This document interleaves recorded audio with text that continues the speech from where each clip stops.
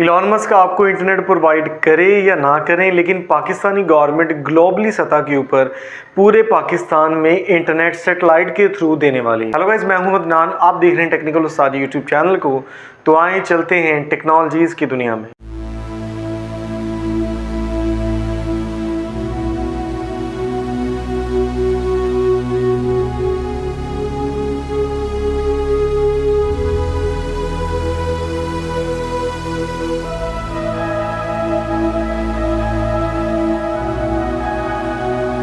दोस्तों, जैसे कि मैंने आपको बताया कि पाकिस्तानी गवर्नमेंट ग्लोबली सतह के ऊपर एक सैटेलाइट इंटरनेट प्रोवाइड करने जा रही है, जो कि बहुत जल्द पाकिस्तान के सामने इंट्रोड्यूस होने वाला है। अगर सैटेलाइट की बात करें तो सैटेलाइट ऑलरेडी ऊपर खला में पहुंच चुकी है और बहुत ही जल्द उसकी सेटिंग्स मुकम्मल करके इंटरनेट को पूरे पाकिस्तान में चला दिया जाएगा। दोस्तों, अगर बात करें इस कंपनी की कि किस कंपनी के थ्रू आपको इंटरनेट प्रोवाइड होगा, तो इस कंपनी का नाम है पीटीसीएल की एक सैटेलाइट जो कि ऊपर आसमान में जा चुकी है, उसके थ्रू ही पूरे ग्लोबली इंटरनेट आपको 2025 में मिलने वाला है। दोस्तों, अगर हम बात करें सैटेलाइट की और अगर हम बात करें पाक सैटेलाइट की, तो इसमें डिफरेंसेस जो हैं वो क्या होगा, मैं इसका कंपैरिजन जो है वो भी आपको बुनियादी तौर पे जो मैंने ऑब्जर्व किया है वो आपसे मैं डिस्कस लाजमी करूंगा। 2025 में आप पाकिस्तान की सैटेलाइट इंटरनेट सर्विस को इस्तेमाल कर पाएंगे। मैं आपको डेट भी कंफर्म करूंगा। 30 मई 2024 को पाकिस्तान और चाइना ने मिलके एक सैटेलाइट जो है उसके ऊपर एक प्रोजेक्ट पे काम किया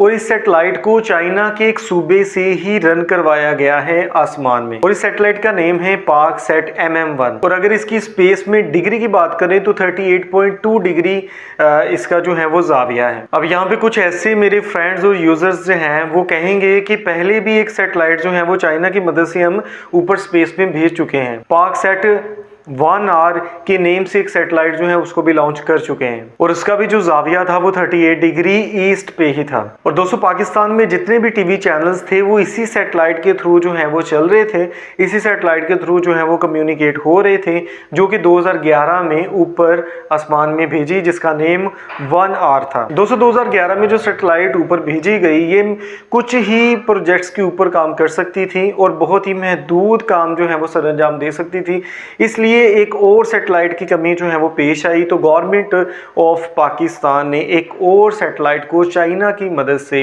ऊपर आसमान में भेज दिया, यानी कि स्पेस में भेज दिया। रीजंस कुछ ये हैं कि जो पहली सैटेलाइट थी उसमें इतनी कैपेसिटी नहीं थी कि 4K क्वालिटी में ब्रॉडकास्टिंग जो है वो इंटरनेशनल लेवल के ऊपर लेके जा सके, और सिंपल इज दैट कि वो टेलीकम्युनिकेशन का काम एडवांस लेवल के ऊपर नहीं कर सकती थी। और अभी जो सैटेलाइट ऊपर स्पेस में भेजी गई है ये बहुत ही जबरदस्त प्रोजेक्ट्स के ऊपर काम कर सकती है, यानी कि ये 4K क्वालिटी 8K क्वालिटी में पूरे जो टीवी चैनल्स है उसको ब्रॉडकास्ट करने की कैपेसिटी रखती है।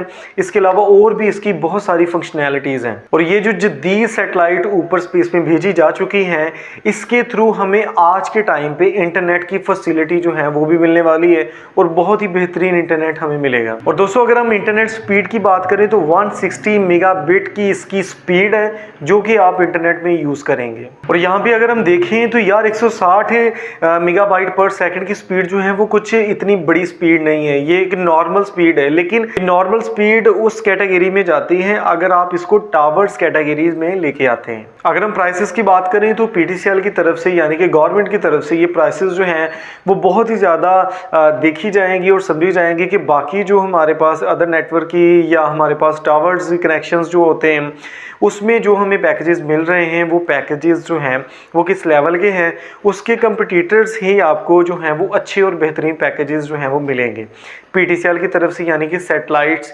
इंटरनेट की तरफ से। देखो दोस्तों, एक चीज़ होती है उसके अगर एडवांटेजेस हैं तो उसके डिसएडवांटेजेस भी हैं, यानी कि उसके अगर नुकसान हैं तो उसके फ़ायदे भी हैं और फ़ायदे हैं तो उसके नुकसान भी हैं। तो इस कैटेगरी में एक जिसका नुकसान ये है कि इसकी जो प्राइस है डिवाइस की, यानी कि जिस डिवाइस ने सैटेलाइट को कम्युनिकेट करना है, सिग्नल अटैच करने, फिर आपको इंटरनेट देना है, उस डिवाइस की जो कीमत है वो काफ़ी एक्सपेंसिव होने वाली है, ये सुनने में आया। दोस्तों, अगर इस सैटेलाइट की हम टाइप की बात करें तो ये स्टेशनरी सैटेलाइट है, जिसको अगर स्पेस में भेजा जाए और जिस पोजीशन के ऊपर उसको फिक्स किया जाए तो जैसे ही ज़मीन घूमती है तो वो भी उसके साथ जो है वो रोटेट करती है, वो भी घूमती है एंटी क्लॉकवाइज या क्लॉकवाइज। और इस पोजीशन में इसकी जो मूवमेंट है वो बहुत ही ज़बरदस्त है, यानी कि पाकिस्तान के किसी भी हिस्से में या ग्लोबली कहीं पे भी कोई भी बंदा जो है वो इंटरनेट यूज़ कर रहा है तो वो इस चीज़ को मुकम्मल तौर पे यूज़ कर पाएगा कि उसकी सिग्नल क्वालिटी बेस्ट होगी, परफॉर्मेंस बेस्ट होगी और जो उसकी सिग्नल की क्वालिटी है वो ज़बरदस्त रहेगी। और अगर हम इसकी डिस्टेंस की बात करें तो 35,786 किलोमीटर इसका ज़मीन से स्पेस तक का फासला काउंट किया जाता है। और इतनी दूर होने का ये नुकसान है कि इसकी जो रिटेंसी है वो काफ़ी ज़्यादा बढ़ जाएगी। और दोस्तों अगर इसकी स्पीड सर्वर की बात करें तो 60 to 75 ms तक इसकी लेटेंसी जो है वो बढ़ने के चांसेस है। यानी कि इसका ये डिफरेंस होता है कि अगर आपने कीबोर्ड से कुछ टाइप किया तो वो सिस्टम में गया और सिस्टम ने उस चीज़ को रिसर्च किया तो वो थोड़ी सी उसकी मिकदार जो है वो बढ़ जाएगी।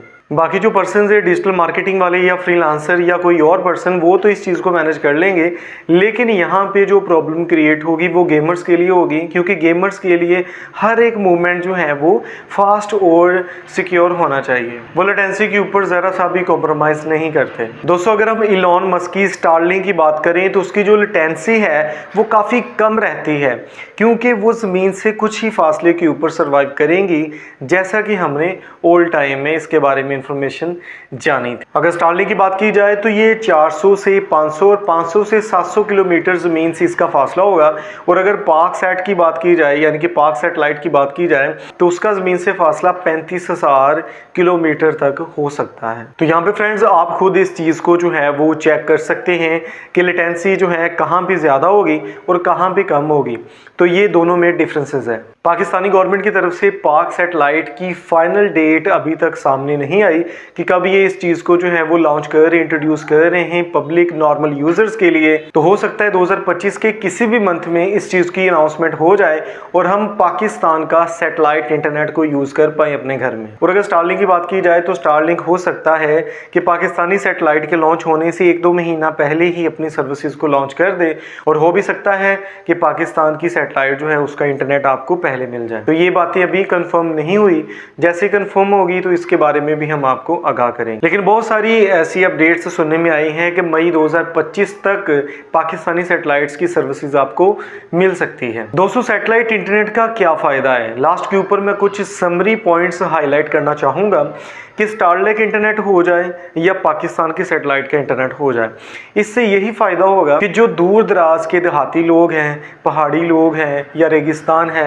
या किसी भी ऐसी जगह के ऊपर जहाँ पे बहुत ज़्यादा पॉसिबिलिटी नहीं है इंटरनेट की, जहाँ पे वायर्स नहीं जा सकती, जहाँ पे ऐसी कम्युनिकेशंस के लिए मोबाइल फ़ोन जो हैं वो बहुत ही कम मिकदार में हैं, यानी कि वहाँ पे ज़्यादा इस चीज़ की जो है वो सहूलत पेश आएगी जहाँ पे कोई भी वायरिंग सिस्टम अवेलेबल नहीं। मैं उम्मीद करता हूँ कि वीडियो आपको बहुत ज़्यादा पसंद आई होगी। अगर वीडियो अच्छी लगी इस वीडियो को लाइक करें, चैनल के ऊपर नहीं हो तो चैनल को सब्सक्राइब करना मत भूलिएगा, क्योंकि जब भी हम कोई वीडियो अपलोड करें तो आप तक उसका नोटिफिकेशन सबसे पहले पहुँचे। बेल आइकन को प्रेस लाजमी कीजिएगा और कमेंट सेक्शन में अपनी राय का इज़हार ज़रूर कीजिएगा। मिलते हैं एक और वीडियो में, अपना ख्याल रखिएगा। Thanks for watching, take care, Allah.